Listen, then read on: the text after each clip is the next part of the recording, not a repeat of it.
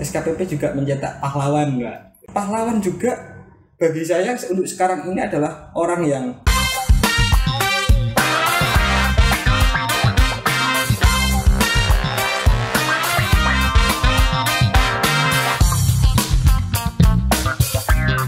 Assalamualaikum warahmatullahi wabarakatuh. Waalaikumsalam warahmatullahi wabarakatuh.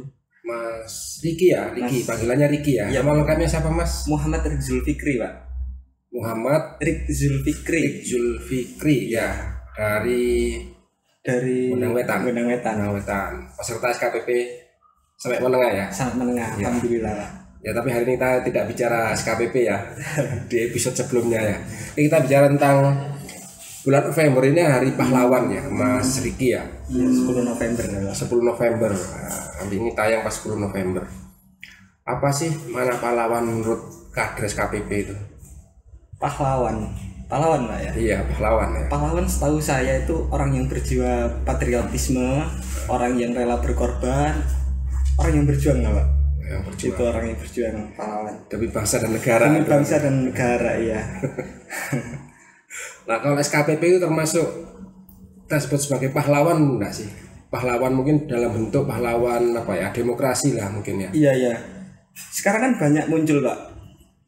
Bukan sekarang banyak muncul, tapi sudah dulu itu muncul ada pahlawan tanpa tanda jasa, guru ya. Ada juga pahlawan kemerdekaan, ada juga pahlawan revolusi, dan akhir-akhir ini 2019 kayaknya, Pak, ada pahlawan demokrasi yang 2019. iya, yang Pas banyak pemilu itu. Iya, yang banyak orang meninggal di KPPS, di TPS itu, Pak. Oh iya. Anu apa? Ya enak nyebut korban ya, apa ya istilahnya ya? Ya situlah ya. Iya, ya. itu. Yang meninggal karena saat bertugas menyelenggarakan pemilu 2019. Iya. Menurut saya juga pahlawan itu, Pak. Itu juga pahlawan. Ya? Itu juga pahlawan. Kenapa mereka disebut pahlawan, Mas? Karena gini, Pak. Pahlawan itu orang yang bagi saya, Pak ya, orang yang ikut andil dalam kegiatan sosial, orang yang ikut juga mensukseskan tujuan negara kita. Di UUD 45 itu ada kan bahwasannya mewujudkan perdamaian dunia, ketertiban umum, terus mencerdaskan kehidupan bangsa. Terus juga ya tujuan negara itu orang yang ikut andil dalam tujuan negara dan ikut tindakan sosial. Saya sedikit cerita, Pak ya. Boleh. Saya pernah di Hotel Ijen itu waktu ada sosialisasi lembaga Bawaslu Jatim, itu ada pemateri yang bilang bahwasannya mengenai idiot. Idiot itu ternyata bukan orang yang secara pikiran lemah dalam berpikir, tapi orang yang tidak mau ikut andil dalam kegiatan sosial, itu dinamakan idiot. Ada yang lebih idiot lagi, itu orang yang tidak mau memikirkan keadaan sosial. Ini hanya memikirkan, Pak. Belum lagi untuk menyentuh, apalagi membelai, apalagi juga membela itu. Membela itu enggak membela itu. Iya. Jadi orang yang ikut andil dalam kegiatan sosial termasuk pahlawan, termasuk orang yang mensukseskan pemilu, itu juga pahlawan demokrasi menurut saya. Tadi itu benar itu ya, idiot ya. Jadi apa makna idiot sekarang diperluas itu. Diperluas ya. Tidak ya. hanya soal kelemahan berpikir, tapi lebih luas lagi. Lebih luas lagi ya. Kalau generasi muda tidak memikirkan bangsa dan negaranya termasuk apa itu berarti? Juga tidak bisa dikatakan pahlawan, Pak. Kita kembali lagi ke topik tadi, tidak bisa dikatakan pahlawan karena gimana ya, Bung Karno mengatakan bahwasanya bangsa yang besar itu adalah bangsa yang menghargai jasa pahlawannya. Sekarang yang ditinggalkan pahlawan apa? Semangatnya itu, Pak. Jadi Bung Karno juga mengatakan bahwasanya warisi apinya, jangan abunya. Jadi kalau pemuda sekarang itu tidak memiliki jiwa untuk ikut serta dalam kegiatan sosial, dalam tanda kutip ikhlas, Pak ya. Ikhlas itu gak bisa disebut pahlawan. Gitu. Mas Riki ikut OMEK ya? Ikut Ekstra Kampus. OMEK. Saya ikut Gerakan Mahasiswa Nasional Indonesia. Wah, cocok GMNI ini ya, nasionalis nih ya. Yang disebut tadi kok Bung Karno. Bung Karno. sebagai aktivis mahasiswa itu ya dalam dunia aktivisme sekarang itu, sosok pahlawan ideal atau yang didambakan kalangan aktivis mahasiswa itu seperti apa sih? Yang terus menginginkan perkembangan, Mbak, menurut saya. Jadi kalau biasa kita ngobrol-ngobrol dengan teman-teman itu, kita sendiri kita baca buku, belajar, kita berdua kita berdiskusi, kita bertiga kita aksi. Jadi kita langsung bertindak nyata gitu. Harusnya pemuda sekarang juga bertindak untuk negara kita. Jadi advokasi ataupun memperjuangkan hak-hak orang-orang yang tertindas gitu, Pak. Berarti apa kira-kira yang dapat kita pahami secara sederhana pahlawan kekinian menurut Mas Zuhri itu seperti apa sih? Kalau dulu pahlawan itu kan melawan penjajah itu ya, merebut kemerdekaan, mempertahankan kemerdekaan. Nah kalau sekarang apa? Sekarang mengisi kemerdekaan ini, Pak. Mengisi kemerdekaan. Dengan cara melakukan hal-hal yang baik sesuai dengan cita-cita bangsa. Katakan kalau misal saya ini orang pendidikan gitu, Pak. Saya belajar tentang pendidikan lalu kemudian mengamalkan. Gitu. Kalau saya saya yang di Fakultas Sosial Politik, saya belajar mengenai politik yang bersih itu gimana? Kuliahnya di mana? Di Universitas Yudharta, Pak. Yudharta Pasuruan. Nah, Yudharta lagi nih. Prodinya apa? Administrasi publik. Oh. Dulunya administrasi negara, terus sekarang berubah administrasi publik. Ya. FISIP, di fakultasnya ikut FISIP ya? Ikut FISIP, belum ada VIA, Pak. FISIP, ilmu politik ini ya? Ilmu sosial dan ilmu politik. Ilmu sosial politik. Terus lanjut.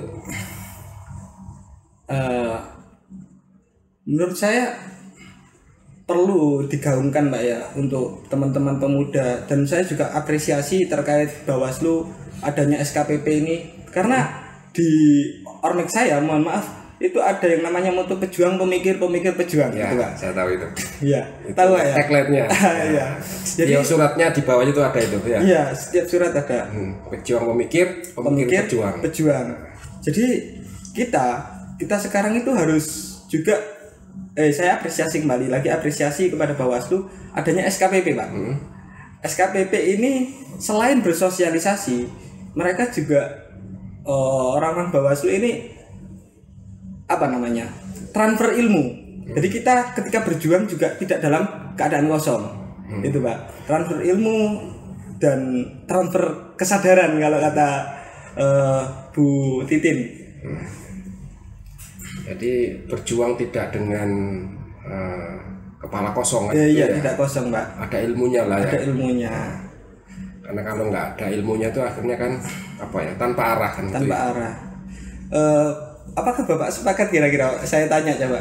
Bahwasanya malah saya yang ditanya ini.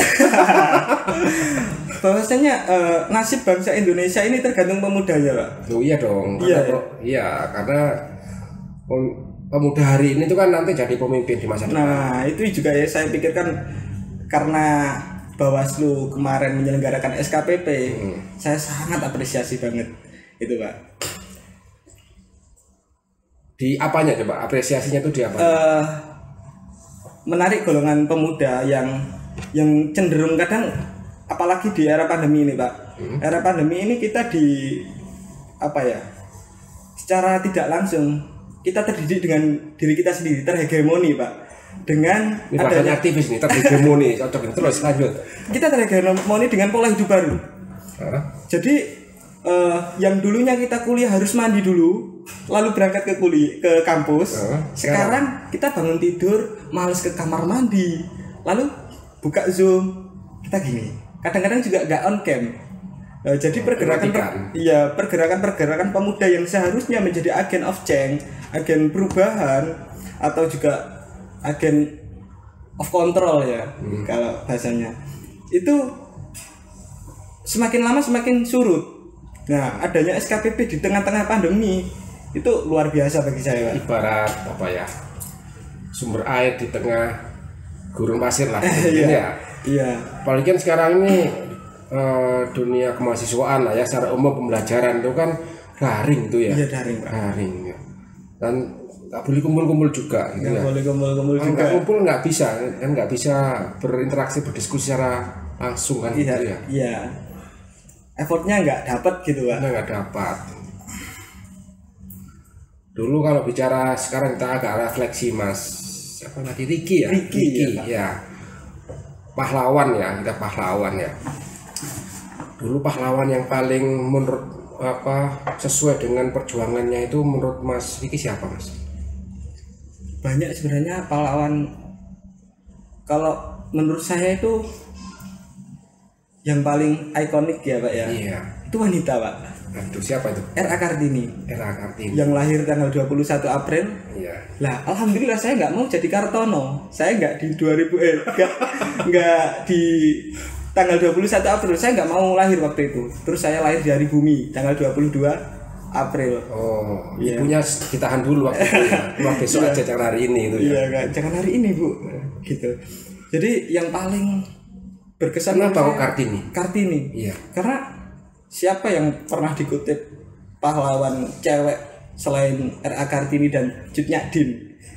Jadi R.A. Kartini itu simbol perjuangan wanita bagi saya Pak. Jadi luar biasa, benar-benar luar biasa. Dia memperjuangkan kesetaraan. Di SKPP juga Pak, itu diterangkan tentang gender. Jadi kesetaraan, gender equality. Sedikit cerita juga Pak, kemarin itu saya ada kegiatan refleksi Hari Sumpah Pemuda. Lagi Sumpah Pemuda kemarin. Iya. Itu siapa saja itu? Kita di teman-teman GMNI itu juga tidak menutup kemungkinan membuka ruang lebar untuk teman-teman selain GMNI ikut andil dalam Zoom. Kita Zoom temanya menuju 1 abad Sumpah Pemuda, gender equality di tengah-tengah budaya patriarki. Jadi kita membahas tentang berat itu temanya tuh. Ya lumayan. Kebetulan saya moderator dadakan juga. Terus saya belajar. Ternyata di Sumpah Pemuda itu Pak, masih dalam konteks pahlawan ya Pak ya. Apa ini kan memang nyambung ini Sumpah Pemuda sama pahlawan. Iya.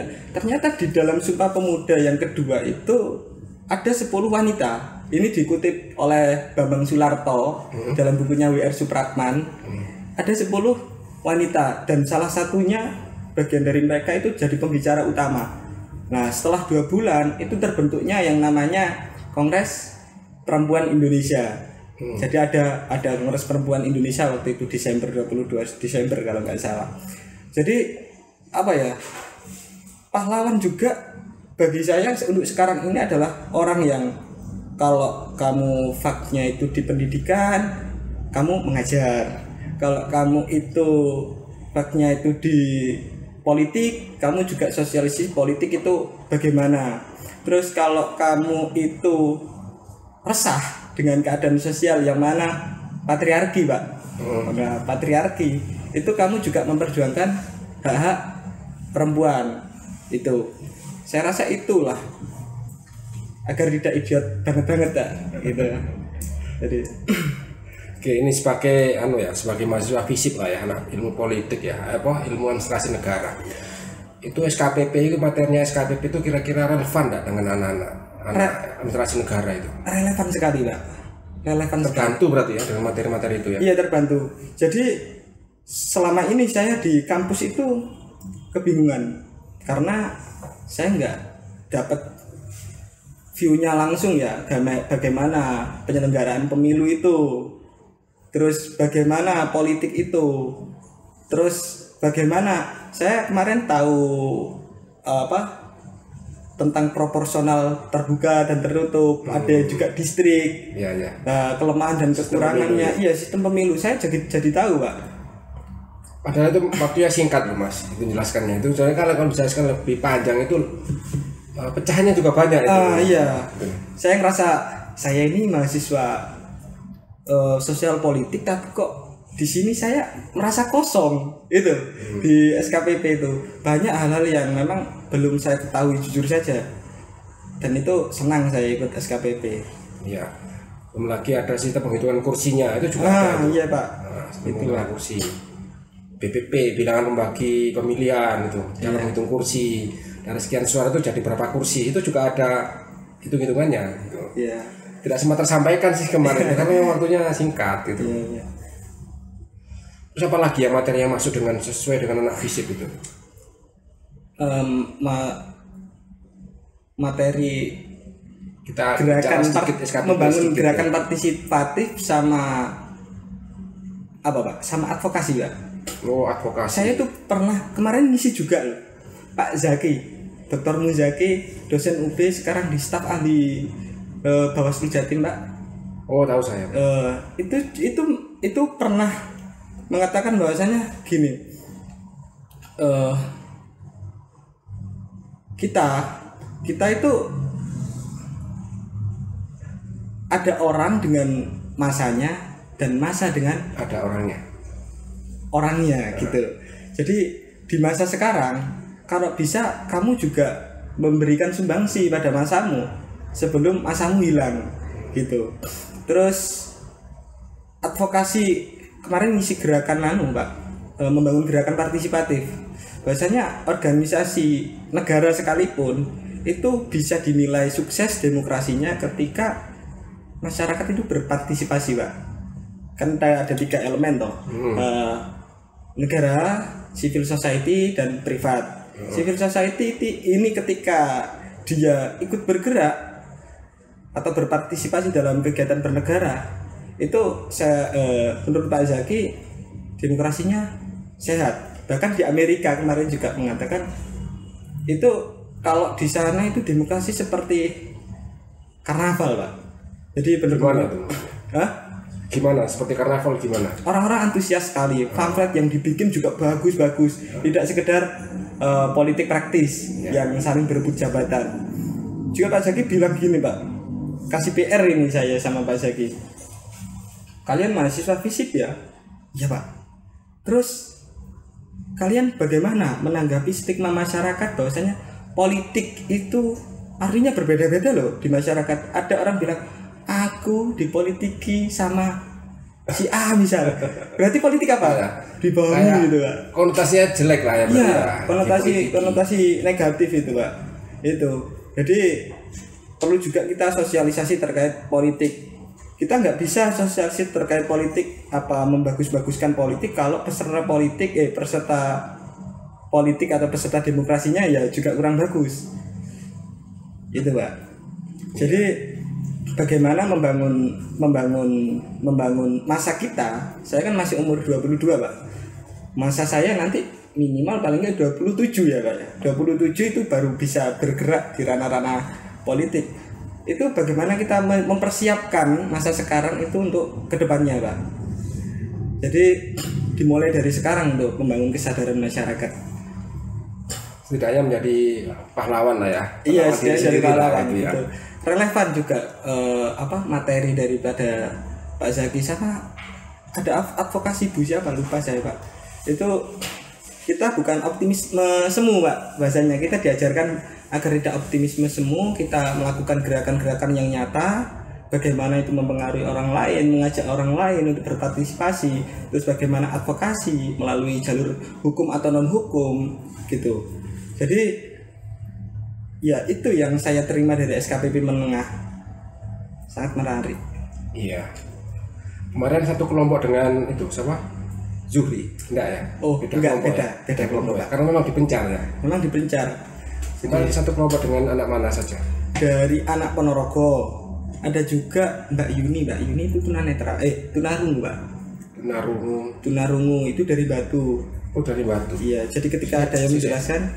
Kalau tunarungu dia gimana ya? Menerima materinya seperti apa itu? Ada dari Dinsos Jatim, Mbak Firda namanya, itu dia sebagai translator gitu Pak, pakai bahasa isyarat. Bahasa isyarat. Ya? Oh iya, bahasa isyarat. Iya gini. Seperti itu. Kalau sini A, terus sudah apa? Enggak juga Pak. Iya itu. Jadi sepanjang 7 hari itu translatornya itu tetap di situ terus ya? Terus di situ. Dari pagi sampai malam itu terus ya? Bahkan kita berdiskusi kelompok ya. Diskusi kelompok dia juga nimbrung di situ. Iya, ada. Bahkan kita sempat bergurau. Mbak Firda ini masuk kelompok kita aja loh. Nggak usah di luar kelompok. Tapi kalau kelompok. bicara bisa ya Mbak? Siapa? Mbak Yuni. Mbak Yuni ya? Nggak bisa. Nggak bisa ya? Nggak bisa. Oh, berarti tunarungu dan mohon maaf ya, tunawicara juga. Tunawicara juga. Jarang. Terus komunikasinya seperti apa berarti? Waktu diskusi kelompok itu? Ya kita apa ya? Kita memperlakukan Mbak Yuni sama dengan kita, Pak. Jadi kita belajar bagaimana komunikasi dengan Mbak Yuni.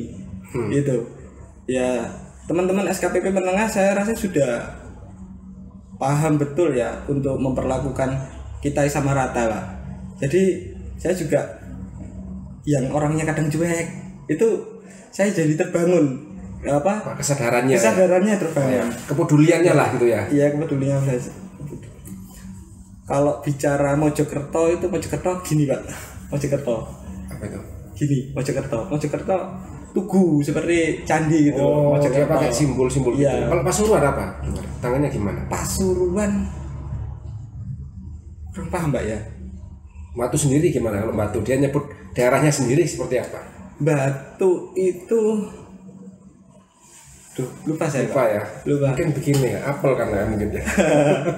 Mungkin saja. Kediri yang ingat saya. Apa itu? Kediri tugu yang SLG itu loh, Pak. Simpang 5 Gumul. Itu Kediri kota. Ya. Kediri kota. Ini susah ya pesertanya seperti itu ya. Tapi ya itulah, karena memang SKPP itu kan mengakomodasi beragam komunitas ya, termasuk kelompok rentan juga, kelompok disabilitas juga. Kalau dari sini kan ada Mas Denny itu kan. Iya. SKPP juga mencetak pahlawan, Mbak. Cetak pahlawan. Pahlawan, bahkan disabilitas berhak menjadi pahlawan, Mbak. Gitu kan ya. Kenapa itu? Karena seorang pahlawan itu juga orang yang nggak pandang fisik, orang yang rela berkorban, orang yang ikhlas, orang yang terutama mau belajar, itu pahlawan gitu, Pak. Pahlawan. Bahkan kalau cerita Mas Denny sempat sosialisasi kepada keluarganya, kepada orang-orang terdekatnya tentang pemilu yang bagus itu seperti apa. Itu. Iya. Saya kira juga hebat, dan ini mau lulus sekarang nggak ya Denny itu? Sudah, iya mau lulus. Tinggal wisuda ya. Sudah. Tinggal wisuda. Kan Denny juga pernah saya ajak podcast di sini. Oh, pernah, Mbak? Pernah. Tahun lalu kayaknya. Pas hari ulang tahun Bawaslu, kita undang Pertuni. Jadi ada organisasinya kan, Pertuni. Iya. Persatuan atau perhimpunan ya, Persatuan Tunanetra Indonesia. Kita undang ke sini. Kemudian saya ajak podcast. Jadi itu saya pertama kalinya podcast dengan tunanetra. Pertama kali. Tunanetra. Ya tapi dia lancar. Iya, dia lancar. Komunikatif kok dia. Dan ketika menerima materi SKPP dia juga bisa kok.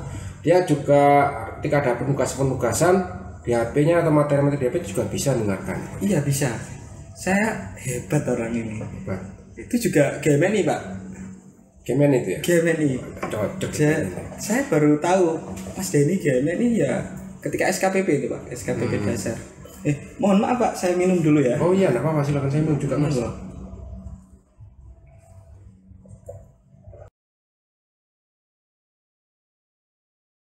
Ya, coba dibukakan videonya podcastnya dengan Mas Denny. Pak Bupati pernah podcast ini, Pak ya? Wabu. Bukan ke sini tapi saya pinjam ruangannya. Oh, pinjam ruangannya. Pinjam ke studionya punya di Pendopo. Ini tuh. Nah itu tunanetra itu.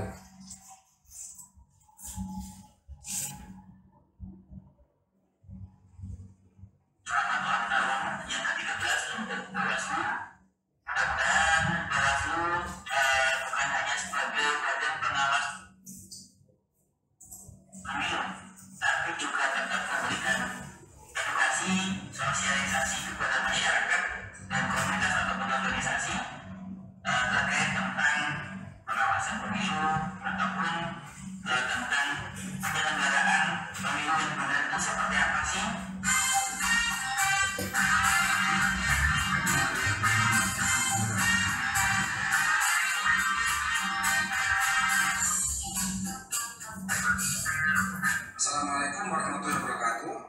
Ya udah cukup guys. Tugas Bawaslu.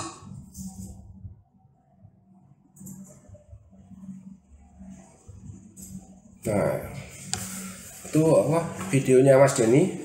Mas Riki, kalau sekarang ini ya, zaman sekarang ini, yang sekarang ini dianggap pahlawan oleh para anak muda itu siapa sih sebenarnya? Yang dianggap pahlawan oleh para anak muda,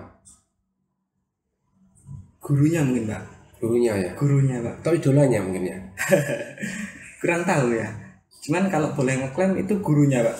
Banyak orang yang memang apa ya, dia mengingat betul jasa-jasa gurunya pada dirinya sampai dia menjadi orang seperti ini. Terus bahkan kalau ada juga yang mengatakan bahwasanya yang pahlawan itu orang tuanya.